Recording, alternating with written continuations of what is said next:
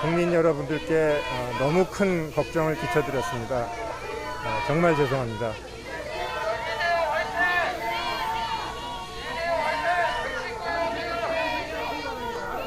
저에 대한 걱정, 비난, 우려, 그리고 큰 기대 잘 듣고 있습니다. 열심히 하겠습니다.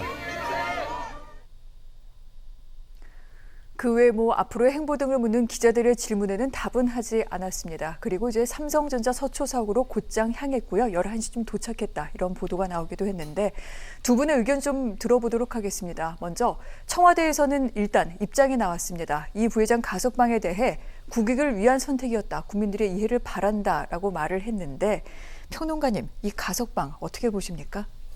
저는 개인적으로 유감입니다. 네. 이 국익이라는 게 도대체 뭘 얘기하는 건지, 그게 이제 경제적 관점이라는 거를 갖다가 계속 이제 강조를 하죠. 사실 우리 국민들한테 먹고 사는 것만큼 중요한 거는 없겠죠. 그렇지만은 삼성의 이재용이라는 어떤 개인이 사실은 한국의 어떤 국익을 갖다가 법을 넘어서서 어떻게 보게 되면 좀 쥐락펴락할 수 있는 위치에 있다는 것 자체가 개인적으로 좀 유감이라고 생각을 하고요.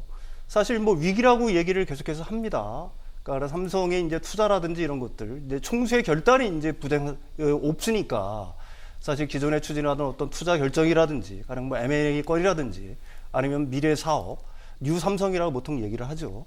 그것에 대한 어떤 지향점이라든지 이런 것들이 이제 흔들리고 있는 사실 모습을 보이고 있는데, 그거는 역으로 얘기를 하면은 글로벌 어떻게 보게 되면 최고의 기업이라는 삼성이라는 집단 자체가, 조직 자체가 이재용 개인의 일하는 어떤 그 총수에 의해서 의사결정 자체가 좌지우지된다.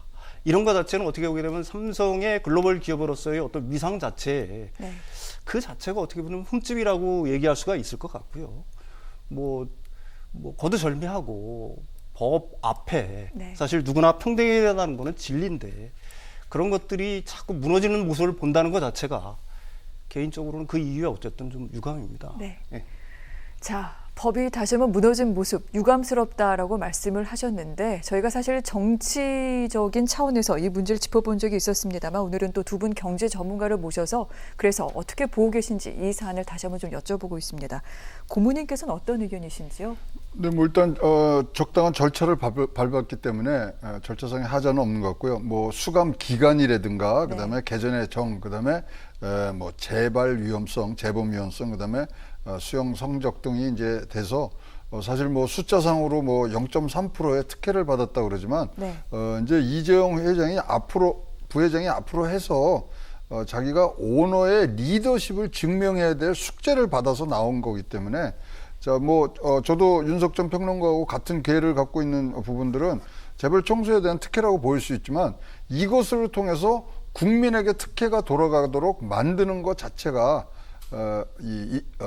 이재용 부회장의 오너 리더십이 한 번 더 발휘돼야 되는 부분들이기 때문에 일단은 우리가 냉정하게 바라봐야 되고요. 이거를 우리가 이제 이쪽 관계자분들은 회복적 사법이라 그러대요. 그래서 다시 이 권리와 의무를 이제 다시 되찾아 주는 건데 사실 우리 전쟁 때도 백의종군이라는 얘기들 많이 하지 않습니까? 지금 한 사람이라도 한 손이라도 필요한 부분이기 때문에 아까도 말씀드린 대로 네. 어떻게 이것을 국민에 대한 특혜로 바꾸느냐 오롯이 이재용 부회장의 앞으로의 행보에 달려있다고 보여집니다. 알겠습니다. 사실 이전에도 저희가 이 문제를 두 분께 여쭤봤을 때 최고모님께서도요. 법은 법대로 집행을 해야 된다라고 말씀을 하신 바 있기도 합니다. 근데 이제 국익을 위해서였다고 청와대에서도 밝혔고요. 일단은 가석방이 된 이상 그 특혜라는 차원의 부분을 어떻게 국민들께 되돌릴 것인지 이 부분에서 리더십을 발휘하길 바란다라고 그렇게 짚어주셨습니다. 알겠습니다. 자, 이재용 부회장 앞으로 향후 행보가 상당히 좀 주목이 되고 있는데 일단 오늘 출소하자마자 집으로 간 것이 아닙니다. 삼성전자 서초 사옥을 찾았다 이렇게 지금 전해지고 있는데 사실상 경영 복귀를 선언한 셈이기도 합니다. 그런데 일단 법상으로는요. 이 이재용 부회장 같은 경우에는 80억 이상의 뇌물을 상납한 혐의를 받고 있습니다. 5억 이상일 경우에는 사실 제한이 있습니다. 취업 제한 대상으로 5년 동안 취업을 할 수가 없게 되어 있는데 이 부분 문제가 되지 않겠습니까, 고모님? 이 특정경제범죄 가중처벌법에 의한 거기에 준거해서 지금 내릴 수 있는 부분인데요. 네.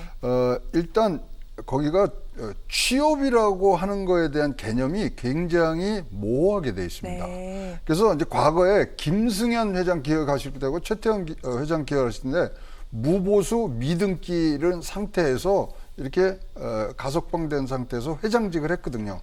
그 회장직이라는 것은 뭐냐? 네. 결제 라인에 없어요. 공식 직함이 아닙니다. 그래서 사실 지금 또 미등기 이사로 돼 있기 때문에 이 부분 취업 제한 대상이냐 아니냐에 대해서 굉장히 굉장히 이제 넓게 해석을 한다 그러면은 분명히 아닌 것 같고요. 또 법을 굉장히 엄격하게 따지면 거기에 제한이 안 생길 수도 있는데 어쨌든 간에 취업 제한에 대해서는 2월 달에 먼저 법무부에서 통보를 했어요. 네. 이재용 부회장 당신은 이거에 제한이 됩니다. 그래서 다 알고 있고요. 근데 과거에 이런 사례도 있었습니다. S식품 사장이 같은 비슷한 논란이 있었는데요. 가석방이 된 후에 법무부에 신청을 해서 다 복권을 받은 적도 있고 그래서 이게 전혀 전례가 없는 사항은 아니기 때문에 네. 이제 보여지는데 일단 지금 현재로 미등기 이사기 때문에 네. 취업 이런 것들 다 하더라도 앞선 두 분의 그런 회장직을 가지셨던 재벌의 예를 봐서는 어떻게든지 경영에는 네. 참여를 하되 결제 라인에는 없는 그러한 모습으로 아마 경영에 참여를 하지 않겠느냐 이렇게 보여집니다. 재벌 총수가 별다른 직함 없이 그동안 일을 해왔던 그 부분 계속해서 유지가 될 것 같은데 이 부분은 어떻습니까, 고모님? 가석방이면은 주소지 제한 같은 것들이 있잖아요. 네, 그다음에 그 부분은- 보호 관찰을 해야죠. 네, 좀 제어가 되지 않겠습니까? 그다음에 이제 우리 예전에 이제 네. 한번 가석방 출소한 적이 있잖아요. 그러고 나서 45일 이후부터 외국을 10개국을 돌아다닙니다. 네. 근데 외국에 나갈 때마다 신고를 해야 되고요. 그러니까요. 예, 그리고 네. 사실 상대방 국가에서요. 가석방 상태면은 못 받겠습니다. 그러면 못 들어갑니다. 네. 등등의 굉장히 제한적인 부분들이 있고 이번에 이제 보호 관찰 명령이 내려 있기 때문에 누군가가 24시간 지금 지켜보고 있는 상황이고요. 어디를 움직이든지 자택 외에 움직이면은 신고를 해야 되는 부분. 그래서 그런 부분들 다 따지고 있으면 편하게 우리 일반인처럼 돌아다니는 건 아니고요. 아마 집과 삼성전자 사옥을 왔다 갔다 하는 부분들이 아마 보일 거고요. 그리고 모든 이제 그 사이에 일어났던 일들 그런 것들을 충분히 이제 보고를 받은 후에는 아마 저는 외국행을 조금 생각해 보지 네. 않겠느냐는 그런 조심스러운 의견을 내고 싶습니다. 알겠습니다. 자, 삼성 그리고 재계에서는 이 재용 부회장이 돌아옴으로써 이제 여러 가지 결정 등등에 대한 불확실성이 해소됐다라며 상당히 반기는 모습을 보이고 있습니다. 경영에 복귀한다면 공식적으로는 아닐 것입니다만 분명히 여러 가지 부분을 많이 챙기게 될 것 같은데 어떤 내용을 가장 먼저 좀 집중적으로 들여다볼까요? 가장 이제 급한 거는 사실 미국과 약속한 투자 계획이 있지 않습니까? 네. 20조 규모의 시스템 반도체 공장을 갖다가 파운드리 공장을 갖다가 미국에 짓는 네. 것들. 그런 부분들을 갖다가 이제 먼저 어떻게 보게 되면 결정을 할 거라고 저는 봐요.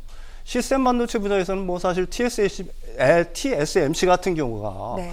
3년 동안에 한 114조 정도. 그 다음에 이제 삼성은 171조입니다. 근데 10년이에요. 그러니까 연간 단위로 놓고 보기에는 TSMC가 삼성전자의 거의 2배에 이르는 네. 투자를 하고 있는 상황이라는 거죠. 그 시스템 반도체에서 1위를 갖다가 이제 내세우고 있는데 될 거라고. 되겠다고 이제 삼성에서는 내세우고 있는데 그걸 달성하기 위해서는 거기에 관련된 어떤 투자 계획들을 갖다가 종결을 지어야 할 것 같고요. 그다음에 이제 기존의 메모리 반도체 분야도 사실 삼성으로서는 약간 문제가 있기는 합니다. 점유율이 지금도 여전히 1등이지만 사실 점유율은 조금씩 낮아지고 있는 거거든요. 네. 그다음에 어떤 그 메모리 반도체 분야에서의 어떤 삼성의 초격차 전략 같은 경우도 네. 사실 요즘 조금 이제 흔들리는 추세를 보이고 있고요. 미국의 마이크론 같은 경우에는 모바일용 이제 그 낸드 플래시죠. 거기서 176달을 갖다가 삼성보다 먼저 양산 체제에 들어간 거니까 사실 초격차 유지를 위해서는 이 메모리 반도체 분야에서도 어떤 투자라든지 새로운 연구 개발이라든지 네. 이런 것들이 필요할 것 같고요. 그다음에 이제 삼성의 미래 먹거리가 과연 뭐가 될 것이냐. 그게 이제 5G든 인공지능이 됐든지 간에 아니면 전장 분야가 됐든지요. 그쪽에 이제 그 M&A라든지 뭐 이런 네. 쪽으로도 이제 역할을 해야 되겠죠. 그다음에 이제 국민적인 어떤 국민들이 지금 가장 큰 관심 있게 바라보는 거 역시 뭐 이제 코로나 바이러스에 대한 백신인데 이런 부분에서도 삼성이 이제 어떤 역할을 갖다가 할 거다. 네. 뭐 그걸 하기를 기대하는 부분이 있으니까 그쪽으로도 이제 뭐 행보를 갖다가 가속화시키지 않을까 이렇게 생각을 합니다. 알겠습니다. 반도체와 더불어 또 5G, 전자장비 등등에 있어서 M&A, 아울러 또 국민의 기대가 큰 만큼 백신 쪽 등등을 들여다보지 않겠느냐, 이 부분까지 전망을 해봤습니다. 자, 그런데 아마 가장 궁금해하시는 부분이 되지 않을까 싶습니다. 이재용 부회장이 이제 출소함으로써 불확실성이 사라지고 그러면 이제 삼성 그동안 좀 어려움을 겪었던 부분들이 많이 나아질 것이냐, 이 부분 주식시장에 어떻게 반영이 될 것인가, 아마 많이들 기대하셨을 텐데 삼성전자 주가가 지금 상당히 좋지가 않습니다. 나흘 연속 하락하다가 오늘 연중 최저치를 갈아치운 상태이기도 한데 이 부분은 어떻게 봐야 됩니까, 평론가님? 뭐 이거는 글쎄요, 몇 가지 이제 악재라고 할 수가 있는 어떤 보고서들이 이제 연이어 나왔죠. 네. 가령 뭐 미국 그 투자은행 쪽에서 목표 주가를 갖다가 좀 하향을 한다든지, 아니면 이제 그 반도체 그 시장 조사 회사들 같은 경우에 올 하반기에 그 D램에 대한 어떤 현물 가격이 지금 약간 좀 하락하고 있는 거고, 네. 시장 추세가 그 상반기만큼 좋지는 않을 거다라는 보고서를 갖다가 연이어 내고 있습니다. 사실 뭐 그거는 맞는 말일 수가 있죠. 코로나 바이러스 때문에 사람들의 재택근무가 늘어나면서 사실 뭐 노트북 수요라든지 PC 수요가 엄청나게 많았었는데, 네. 그게 이제 코로나 바이러스가 선진국 같은 경우에는 열버지고 있는 건 사실이니까 그게 열버짐에 따라서 그런 수요들이 점점 줄을 거라는 어떤 것들이 이제 보고서의 내용에 이제 주로 담긴 내용인데요. 저는 뭐 그렇게 생각을 합니다. 어쨌든 반도체는 미래 4차 산업혁명 시대의 어떤 쌀이에요. 그게 반드시 뭐 PC라든지 이런 쪽 수요뿐만이 아니라 사물 인터넷이라든지 반도체가 없으면 안 되는 세상이기 때문에 궁극적으로는 반도체의 어떤 수요라든지 이런 것들은 네. 뭐 약간의 어떤 그 슈퍼 사이클에서 약간 주춤하는 측면이 있다고 하더라도 다시 살아날 것은 분명하거든요. 네. 더 중요한 거는 사실은 삼성이 이제 미래의 어떤 투자 계획들이라든지 아니면 연구개발을 어떻게 촉진을 하고 초격차 전략을 계속해서 유지해 나갈 수 있을 것이냐라는 것을 갖다가 시장에 어떤 믿음을 줄 때 삼성전자의 주가는 앞으로 얼마든지 되찾을 수가 있다라고 보는 거고요. 네. 뭐 지금보다 조금 더 하락을 할 수가 있겠지만 삼성전자가 뭐 지금 외국인들이 많이 팔고 있지만 이걸 폭락의 수준으로 갈 거냐는 거에는 의문의 여지가 분명히 있습니다. 예. 그렇군요. 사실 이번에 반도체 주가 하락은요, 삼성만 떨어지는 것이 아니라 또 2대 대장주지요, 하이닉스도 함께 움직이고 있습니다. 이 같은 부분에 있어서 앞으로 어떤 미래를 보여줄 것인지 그 계획 여부에 따라서 삼성전자의 미래를 가늠할 수 있을 것이다, 그런 말씀을 하셨는데, 그렇다면 이제 그 불확실성 가운데 하나가 해소가 됐습니다. 이재용 부회장이 출소를 했고요. 앞으로 삼성은 어떻게 달라져야 할지 이 부분 방향 고모님 좀 제시를 해주실까요? 일단은 삼성전자 내에 4개의 노동조합이 있는데 단체 교섭이 아니라 단체 협약을 하는 그런 일들이 어저께 있었습니다. 네. 출소하루 전날. 그래서 진짜로 상생경에 이제 본격적인 행보를 하고 투명한 경영과 준법을 한다는 부분들이 가장 지금 중심에 있는데요. 노사화합의 이제 공동 선언을 지금 한 상태인데 그거를 바탕으로 해서 진짜로 뉴 삼성이라는 부분들이 어떻게 나가느냐가 가장 크고요. 지금 우리 비메모리 쪽으로 해서 지금 몸집이 커졌어요. 171조까지 지금 늘어난 상황인데 평택에 지금 잘 진행이 되고 있고요. 그다음에 이제 사실 현금 바로 쓸 수 있는 현금만 해도 104조가 모여 있습니다. 예. 그러니까 이것을 어떻게 요리를 하느냐, 이 부분들이 가장 큰 관건이 되겠습니다만은 어쨌거나 지금 우리가 5G 여러 가지 지금 변곡점들에 와 있는 부분들이 있기 때문에 그 부분에 계속적인 투자를 통해서 지금 나아가야 되는 방향, 특히 이제 문호조의 삼성이 단체 협약까지 하는 부분까지도 왔기 때문에 이재용 부회장이 거듭 밝혔던 새로운 삼성, 뉴 삼성이 네. 이제 자리 잡기를 바라고요. 또 이제 4세 경영을 이제 안 하겠다고 한 부분들, 그다음에 가버넌스 문제 이런 것들이 이제 준법위원회를 통해서 잘 실천되기를 바랄 뿐입니다.